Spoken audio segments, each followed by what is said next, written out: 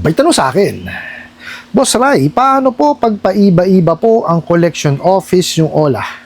May kausap ka po kolektor, tapos may iba na naman ko contact sa'yo. Alright, napakagandang mensahe po nito.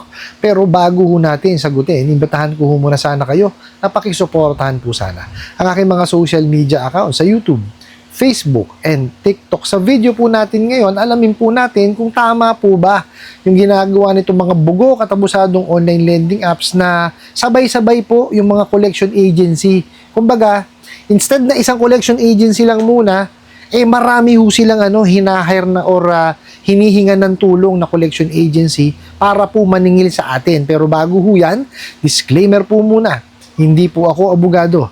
Ako po'y maniningil. Lahat po na sinasabi natin sa ating mga video is based on my experience at syempre po sa atin po pagsasaliksik at pagtatanong sa mga kaibigan po nating abogado.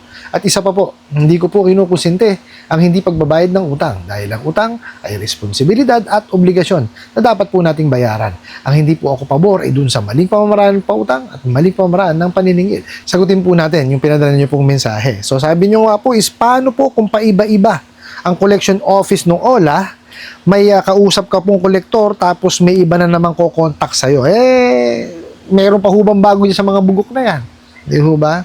Alam naman ho natin na walang alam ho sa paniningil yung mga bugok at abusadong online lending apps na yan. Hindi ho alam yung mga procedures, no, yung policies and procedures sa paniningil. So, paano ho nila malalaman kung tama o mali yung ginagawa nila? Ito lamang po, no? Bakit ho nag-hire ng collection agency ang mga yan? Kasi ho, hindi sila unang-unang marunong maningil. Pangalawa, wala ho silang kakayanan, no, na mag-field visit. No? Kasi ho, binarag na lang nila ng binarag eh. Diba? Hinaras na ho nila ng hinaras. So ngayon, syempre, hindi na magbabayad dyan. Diba? Kayo man ho, walang yain, oh. Diba? Syempre, mabubuisit ka, ang mangyayari, hindi mo babayaran. So ngayon, naghahanap ho sila ngayon ng partners na maniningil on their behalf.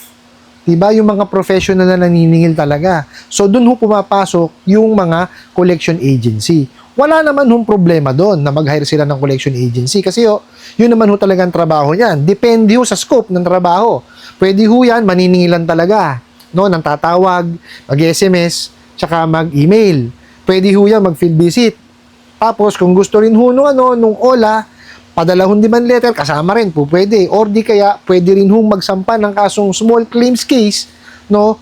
Yung collection agency, kung kasama rin ho sa package na gusto nila. Depende ho sa cycle, kung gusto nila, full cycle ho ng collection, pwede hong gawin ng collection agency yon, no? Legal naman po yan. Ang hindi po tama na practice ay yung sabay-sabay na collection agency.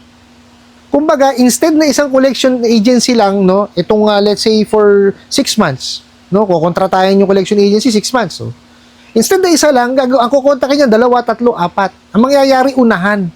Yung tuloy kliyente, nalilito. Diba? Hindi tama yun, unethical yun eh. Kasi biruin mo, nakapag-negotiate na yung isa. So, may usapan na, may tatawag na namang isa. Naguguluhan talaga yun. Mabubuisit. Diba? Parang ang lalabas pa nga nun is parang harassment pa kasi may nakakontak ng isa, may usapan na. May tatawag na namang isa. Diba? Kasi itong ginagawa ng mga bugo katabusadong online lending apps, kaya ganyan. Nalilito kung hindi ho ini-introduce. Hindi ho nagpapadala ng SMS or ng email man lamang na itong si Boss Ray Collection Agency ang maniningil na in behalf of Boss Ray Lending. Ganun po sana dapat. Pinakikilala po yan. Tapos dapat ibigay po yung mga contact number at saka email address na gagamitin po ng collection agency na yon para hindi ho siya nalilito. No? Yan ho ang mahirap kasi nga wala nga ho alam sa paniningil eh. Di po ba? So dapat yan ini-introduce. Pangalawa, dapat yan isa lang na collection agency ang gagamitin yan. Sa isang cycle, isang cycle mo is let's say 6 months. O 6 months, si Boss Ray Collection Agency. O after 6 months, walang nasingil yung Boss Ray Collection Agency, ilipat mo na naman ng iba. Wala naman yung problema ron eh. Di po ba? As long as nasusunod po yung prohibition on unfair debt collection practices. Pag sinabi ko po nasusunod, meron po kasing inilista, no, ang SEC doon kung ano yung mga bawal. Pagka hindi ho sinunod, kuwari ho, bawal, di ba, bawal tumawag sa alanganing oras. Dapat ho yan hindi mas maaga sa alas 6 ng umaga at hindi lalagpas po ng alas 10 ng gabi. O bawal ho magmura, bawal magpanggap. Dapat yun, hindi nila ginagawa yun. O etong mga bugo katabusadong online lending apps, yun ang unang ginawa. O ano tuloy nangyari? Hindi tuloy nagbayad yung mga kliyente. Di ba? Saan ka naman nakakita? O, ito sasabihin ko sa inyo ha. Gusto kong magbayad ng kliyente. O, bakit ko nasabi? Ba't ho ba nababaw sa sa tapal system yung mga yan? Di ho ba? Sa kagustuhan makabayad sa inyo, kayong mga bugo katabusadong online lending apps, nangungutang pa sa iba. Di po ba? O bakit sasabihin yung balasubas, swindler, ayaw magbayad, matigas ang muka. Ganyan kayo mang message, di ba? O, gustong magbayad, kaya nga nabaon sa sa tapal system O, tapos ang gagawin nyo pa dyan, kukontak kayo sa mga kapatid ninyo o mga kakilala nyo na mga ola, buligligin nyo to, operan nyo ng opera para magbayad sa amin. O, di ba? So, ibig sabihin, talagang may kagustuhan magbayad yung kliyente. Kaya lang, kayong mga bugok kayo, ginagawa nyo, nililin lang nyo. Hindi nyo sinasabi yung tama di ba? Importante, yung the Truth in Lending Act. Doon kayo sa tamang pagpapautang. Di ba? Inform nyo yung kliyente ninyo doon sa kanilang nahiram. Hindi na nga kayo nag-credit investigate. Hindi na kayo nagbe-verify. Hindi kayo nag-i-evaluate. Tapos hindi nyo pa sasabihin yung yung tamang utang. Dapat yan fully disclose yan. Kaya ho nagkakaleche-leche, yung pautang na yan. Di ba? Bakit ho? Tingnan nyo ha. Marketing or yung advertisement mali na. Nanakawan ka ng detalye. Nag-fill out ka pa lang, i-disburse na agad yung pera. Di ba? Hindi man lang in-explain. Importante yun. Pagka ngayon, 2 days prior the due date, bubuligligin ka na. Pag naramdaman nilang hindi ka makakabayad, pati contact details na ninakaw sa'yo. Bubuligligin din. Ganyan makakawalang yayang mga yan. Iaharas ka. 2 days before the due date, ha? Pati yung mga contact details, wawalang yain na. Tapos, pagka talaga, popost ka sa social media, sobrang kawalang yan ang ginagawa niyang mga yan.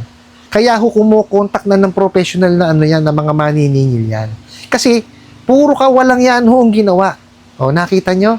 Kaya lagi ko kayong sinasabihan, huwag nyo silang tangkilihin.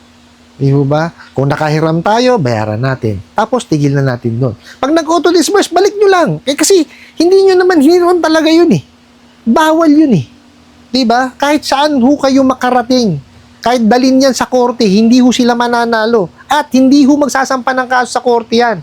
Lalo na yung mga fly-by-night kasi po illegal sila. Hindi sila juridical person. Okay po? Tapos, lalo na pagka nangaharas yan, mataas ang interest, hindi rin maghahablay ang mga yan. Takot sa korte yan. Okay? Pagka po, nakahiram kayo sa mga illegal, okay? Bayaran nyo lamang po kung magkano disburse. Kung nakahiram po kayo doon sa mga legal, makipag-usap kayo.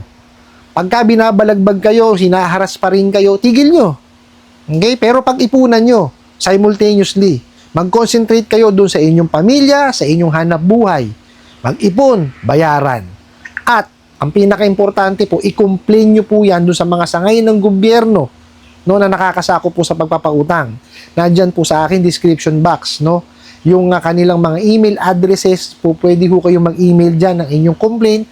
Kalakip po yung inyong ebidensya. Kung kayo naman po nasa Metro Manila at karatig probinsya po ng Metro Manila, dyan po sa Pasay. Nandyan naman po yung kanilang one-stop shop kung tawagin po. Pagpunta nyo doon, andun po sila.